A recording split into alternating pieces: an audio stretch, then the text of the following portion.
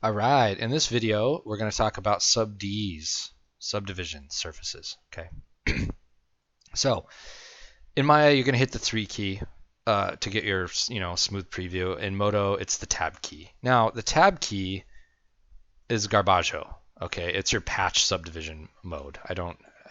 This probably could be, I don't know what the uses are for this. This could be removed at some point.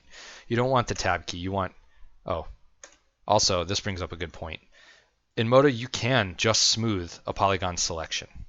Okay, so be careful of that because you can end up breaking your mesh. If that happens, go ahead and look into your lists.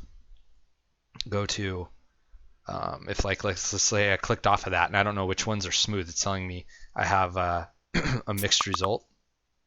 Let's say I have a mixed result.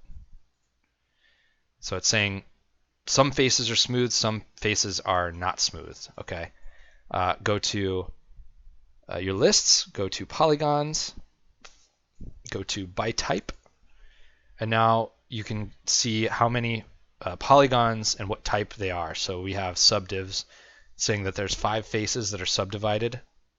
Go ahead and click the plus to select those faces, and then hit the tab key to unsmooth those faces. Okay. Now what you really want, so let's unselect so that all polygons are selected, or you can do it in item mode as well, is you want Shift Tab. Okay, Shift Tab is your Catmull-Clark method of smoothing. All right, now this gives you a ideal result. I don't use the other one. If you're sculpting, you have to use Catmull-Clark. If you want the round edge shader to work and look good, just use Catmull-Clark subds. Okay, and then again, they pop up in the list, so it's telling me I have 308 faces that are Catmull-Clark smoothed. Okay, you can select those there if you need to. Let's go back to item properties. Right. Now, how do I set what level? By default, items in Modo will just be have a subdivision level of 2. Okay, so if I hit Shift Tab, it's only giving me 1 subdivision. If you want to increase that amount, go to your item properties, go to surface, and here you can set, these are your regular patch subdivisions. Here's your Catmull-Clark subdivision levels. I've already set a preference that says every time I make a new item, make it be 3 Catmull-Clark subdivision levels instead of 2. Okay, so that lives here under Mesh Items and Preferences. Okay, but if you need to increase this, go ahead and just go to your Item Properties, Surface tab, and click it here.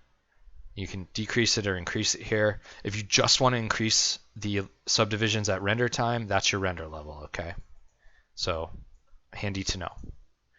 All right.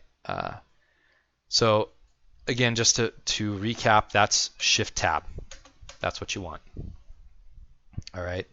And if I go ahead and unsmooth, Shift Tab to get it back, to actually subdivide things, you're going to hit the D key. Okay. The D key will subdivide without smoothing. I believe it's Shift D will bring up a pop-up, and it'll ask you whether you want it smoothed or not, Catmull-Clark or not, and it's going to subdivide it once, and so forth. Okay, so Shift D will give you a much more robust way to subdivide things. Okay, get some weird results with that smooth. It's like a ZBrush subdivide there.